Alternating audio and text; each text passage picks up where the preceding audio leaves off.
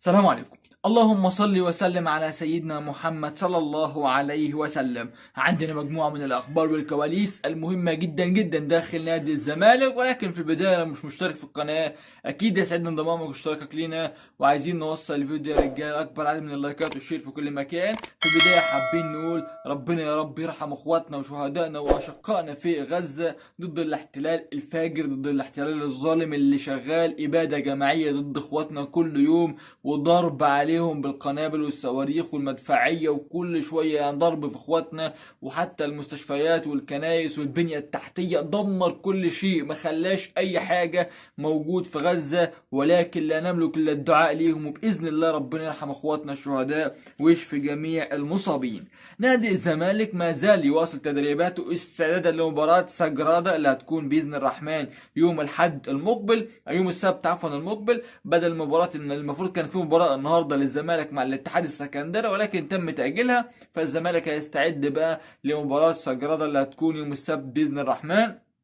حابب اكلمك واقول لك ان الكابتن معتمد جمال غير كل الخطه، غير كل الطريقه اللي كان ناوي يلعب بيها، وابتدى يستعد بمنتهى القوه لمباراه سجراده الانجولي باذن الله، مباراه مهمه جدا جدا لنادي الزمالك. كمان يوسف اوباما خلاص جاهز بنسبة 100% من الناحية الطبية ان هو يشارك في المباريات المقبلة، وان هو يكون موجود في مباراة الزمالك المقبلة. فده بالنسبة للكابتن يوسف اوباما. عايز اكلمك على مفاجأة احمد فتوح اللي انا عرفت منها، مفاجأة احمد فتوح اللي انا عن نفسي زهقت من الموضوع ده، وعن نفسي مش عايز اتكلم فيه. اقسم بالله انا اتخنقت منه، وانا عايز حضراتكم، وانا عارف انا عايز حضراتكم، ولكن ده دورنا ان احنا نوصل لك المعلومة، ودورنا ان احنا نعرفك ايه الجديد اللي بيحصل. مجلس إدارة الزمالك عايز فتوح يجدد، فتوح عايز يجدد، طب امال ليه لما ده عايز وده عايز ما جددش ليه حتى الان لغايه دلوقتي؟ احمد فتوح ليه طلبات. احمد فتوح عايز ياخد مستحقاته القديمه بالكامل، وعايز ياخد يعني منحه توقيع. اللي بيسهل عملية التفاهم اللي ما بين الطرفين هو الأستاذ ممدوح عباس، اللي هيمول الصفقة واللي هيدفع جزء كبير جدا جدا من الصفقة. وموجود برضو الأستاذ عمرو الجنايني والكابتن طارق السيد، ومجلس إدارة الزمالك عارف كل التفاصيل. أحمد فتوح هيجدد للزمالك، هيجدد، هيتراضى وفي الآخر هيجدد مع نادي الزمالك.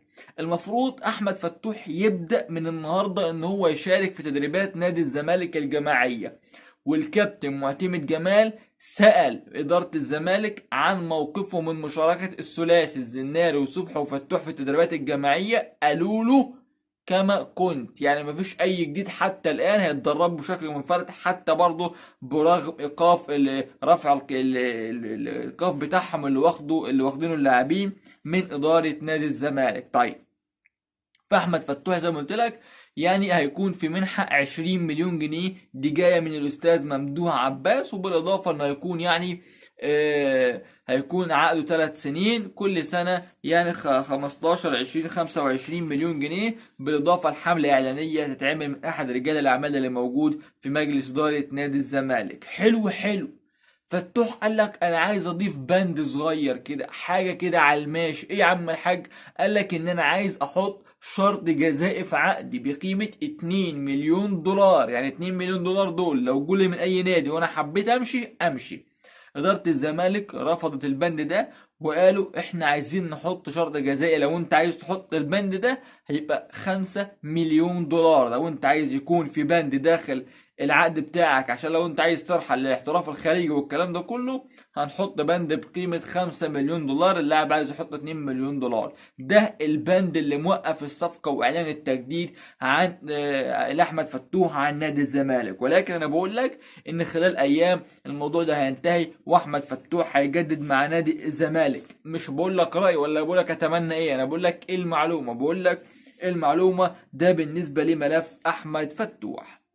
الكابتن طارق يحيى أعلن تقديم استقالته كرئيس لقطاع المدارس الأساسية والبراعم في نادي الزمالك. والراجل كتب على صفحته الشخصية أو نزل تويتر وكتب فيها، قال لك إيه يعني؟ قال لك بعد الاستقالة من قطاع الناشئين. والراجل اتكلم وقال لك يعني بعتذر عن تكملة العمل كرئيس لقطاع المدارس الأساسية والبراعم بنادي الزمالك وبالتوفيق للجميع. طيب ايه الكواليس وايه الاسرار اللي خلت الكابتن طارق يحيى يقدم استقالته؟ ايه الكواليس والاسرار ان الكابتن محمد حلمي راح يعني بقى موجود في قطاع الناشئين، فالراجل مش عاجبه، زعلان متضايق من القرار ده، فقدم استقالته من قطاع البراعم في نادي الزمالك. كمان الكابتن معتمد جمال هو صاحب القرار في بقاء او رحيل عبد الله جمعه اللي انا كلمتك عنه اول امبارح وقلت لك ان الناس في الزمالك مستاءة من عبد الله جمعه، إن الاصابات بتاعته اكتر ما بيتدرب في الزمالك كل شويه اصابه، شد، اجهاد، اصلا عنده مش عارف التواء، اصلا عنده كدم، اصلا مش عارف طب ده انا عبد الله جمعه نفسي اشوفه يلعب يا اخي، نفسي اشوفه يلعب مباراه كل شويه، والوزن الزايد بتاعه والامور بتاعت عبد الله جمعه يعني. لو الزمالك يعني رفع القيد، عبد الله جمعه بره نادي الزمالك في شهر يناير المقبل. كمان عايز اكلمك في صفقة عمر كمال عبد الواحد، اللي انا بقوله ما زلت مصمم عليه، ان عمر كمال عبد الواحد 99% في النادي الاهلي. طيب الاعلامي الكبير والراجل المحترم والخلوق الاستاذ ابراهيم عبد الجواد، الاستاذ ابراهيم عبد الجواد قال لك ايه؟ قال لك الزمالك قلب صفقة عمر كمال عبد الواحد ودخل فيها بمنتهى القوة، وان نادي الزمالك قدر يقنع اللاعب ان هو هيشارك بشكل اساسي، وان الزمالك هيديله راتب مميز جدا جدا. والصفقة دلوقتي بقت 50-50 ما بين الزمالك والاهلي، او الاهلي والزمالك. بقى دلوقتي الصفقة 50-50 بعد ما كانت في الاول رايحة بمنتهى القوة لصالح النادي الاهلي، فدلوقتي اصبحت الصفقة 50-50. مع احترامنا الكامل الاستاذ ابراهيم عبد الجواد ومعلوماته ومصادره، انا بقول لك ان الصفقه الاهلي هو صاحب القرار في الصفقه. يعني ايه الكلام ده؟ يعني الاهلي لو مش عايز اللاعب هتلاقيه موجود في الزمالك، الاهلي لو عايز اللاعب هتلاقيه موجود في النادي الاهلي، لان الاهلي صاحب القرار، لان الاهلي مخلص مع اللاعب، مخلص مع فيوتشر، مخلص مع كل الاطراف. طب ايه المشكله اللي مخليه الاهلي ما اعلنش عن الصفقه وما خلصتش؟ هي طلبات فيوتشر او مسؤول فيوتشر والدكتور وليد دعبس، اللي هو عايز لاعبين يخشوا في الصفقة. كولر رافض الموضوع ده، وكولر متمسك ان مفيش ولا لاعب يطلع في الصفقة هتوبوا فلوس، فده اللي مخلي الصفقة متعطلة. كمان كولر يعني والمسؤولين في الاهلي مش ميتين على عمر كمال. ليه؟ لو جيت بصيت في الناحية اليمين عند الاهلي موجود اكرم توفيق، موجود محمد هاني، خالد عبد الفتاح، كريم فؤاد، 4 لاعبين يقدروا يجيدوا في الحتة دي. لو جيت بصيت في الناحية الشمال علي معلول، كريم الدبيس، خالد عبد الفتاح يقدر يلعب الحتة دي. فعكس الزمالك، يعني الزمالك يعني مع احترامنا الكامل مفيش سكواد من الأساس يعني. فده اللي مخلي الزمالك يعني داخل في صفقة عمر كمال عبد الواحد.